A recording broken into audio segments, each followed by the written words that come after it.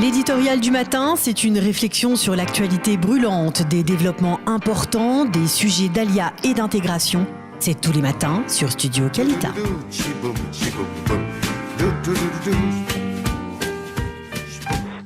Shlomo Balzan, bonjour, Boker Tov. Boker Tov, bonjour. Merci d'être avec nous ce matin. Nous avons plaisir à dialoguer avec vous, même si c'est par téléphone, à l'occasion de la remise du prix Yakir Areshut, le prix de Yakir Areshut que vous avez reçu pour votre action dans le domaine de l'éducation durant toute votre carrière, l'éducation juive et sioniste. Alors d'abord, Mazal Tov pour l'attribution de ce prix. Je suppose que c'est tout de même assez sympathique de recevoir une telle distinction de la part du ministère de l'Éducation. Oui, j'étais surpris. Le prix a été donné à 70 personnes pour les 70 ans de l'État d'Israël. Et j'étais très, très ému d'être parmi les 70. Mais parmi les 70, ce sont tous des Olim, des immigrants de différents pays qui ont fait quelque chose en Israël. La majorité d'entre eux viennent d'Afrique du Nord, notamment le poète Erez Biton. Il y a une dame qui est avec moi à Yerushalayim, qui s'appelle Madame Myriam Peretz, qui est montée du Maroc dans les années 60 et qui a perdu 2 fils à la guerre. Les gens qui ont été honorés, c'est pas seulement dans le domaine de l'éducation, c'est surtout dans le domaine de l'éducation, mais c'est également dans le domaine du volontariat, de l'aide aux autres, des actions caritatives. Donc c'est des personnes extraordinaires et tout d'un coup je me suis trouvé parmi des gens extrêmement dont je suis très très ému d'être parmi eux. Alors, ce prix récompense votre action durant toute votre carrière dans le domaine, je le disais, de l'éducation juive et sioniste, également dans le domaine de la préservation et du souvenir de la Shoah. Quels sont les enseignements et les messages que vous, en tant qu'éducateur, vous avez toujours voulu transmettre en priorité aux jeunes, que ce soit des jeunes Olim de France que vous avez rencontrés régulièrement ou même des jeunes Israéliens? Alors, j'ai plusieurs messages. Le premier message m'a été enseigné par Yosef Trumpeldor. Il a dit « Vous avez besoin d'une vis ou d'un clou, je suis là. Vous avez besoin d'un marteau, je suis là. Vous avez besoin de quelque instrument qu'il faut, je suis là. » Donc le premier message, c'est d'être là pour aider, pour être une partie d'une construction dans l'État d'Israël et le renforcement du peuple juif. Et la deuxième chose, j'ai toujours voulu être un trait d'union entre des communautés juives. Quand on m'a envoyé en Union soviétique et que j'ai envoyé des gens en Union soviétique rencontrer les dissidents juifs qui combattaient pour l'Alia, comme Yuli Edelstein ou Sharansky. Mon idée est vraiment de relier des gens entre eux, de relier différentes galouillottes, différentes exils en Israël.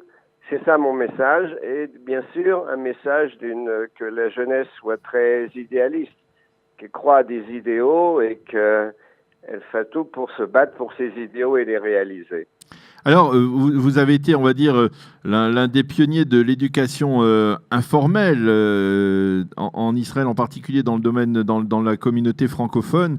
L'éducation informelle, est-ce qu'aujourd'hui, vous pensez qu'elle doit avoir un rôle plus important que l'éducation formelle n'en a aujourd'hui? Est-ce que l'on doit peut-être rééquilibrer le rapport des forces entre ces deux composantes de l'éducation des jeunes en Israël?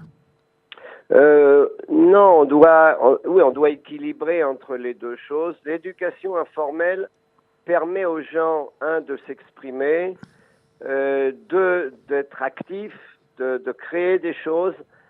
L'éducation informelle, par exemple, dans l'éducation informelle, il y a une forme de créativité. Il faut savoir créer, il faut savoir écrire, il faut savoir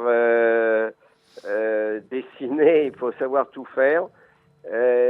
Vraiment éduqué par l'action directe. Il y a beaucoup de ce qu'on appelle les jeux de rôle ou bien la dynamique de groupe qui permet vraiment à des gens de comprendre qui ils sont et qui sont les gens autour d'eux, pas seulement de s'enfermer dans des connaissances, uniquement des connaissances, bien que je suis d'avis que les connaissances sont extrêmement, extrêmement importantes. Mais aujourd'hui, l'éducation informelle, dans tous les pays du monde, a pris un essor extraordinaire à partir surtout des années 60 et 70. Aujourd'hui, c'est tout à fait banal qu'on enseigne de façon informelle des tas de choses. Il n'y a pas d'autre choix aujourd'hui dans le monde moderne, un monde également trop basé sur Internet où les gens ne voient que des écrans et ne voient plus du tout les gens autour d'eux. Alors, et ça, c'est dangereux. Donc, voilà. Et en particulier, je vous pose la question en particulier par rapport aux Olim de France, aux gens qui décident de quitter leur pays d'origine et qui viennent s'installer en Israël. Est-ce que parfois cette éducation informelle, elle permet de résoudre des problèmes que l'éducation plus formelle, dans le cadre du lycée, de l'école, eh bien, ne peuvent pas résoudre une manière de faciliter, on va dire, l'intégration éducative des jeunes Olim? Oui, tout à fait. Bon, bien sûr, la connaissance de l'hébreu, de l'histoire d'Israël et de ce qui se passe ici est extrêmement importante. Mais ce qui est le plus important en Israël, c'est les dynamiques entre différents groupes, ce qu'on appelle le choc des cultures. Rencontrer d'autres, sortir de son sa petite boîte franco-française avec beaucoup de choses façonnées en France à une façon française et s'ouvrir à d'autres modes de pensée. Et ça, c'est extrêmement difficile. Et l'éducation informelle permet vraiment aux gens de s'intégrer, notamment des actions qui font intervenir des jeunes de différents pays, de différentes mentalités. Je suis extrêmement touché à chaque fois que des jeunes, par exemple, sont volontaires dans les communautés qui viennent d'Éthiopie, ou des gens sont volontaires dans d'autres rencontrent d'autres gens qui pensent pas du tout la même chose qu'eux. L'intégration, par exemple, par l'armée ou le service national permet également à ces jeunes de s'intégrer. Là-bas, l'éducation informelle est extrêmement active et nécessaire. On peut pas s'exprimer autrement comme ça.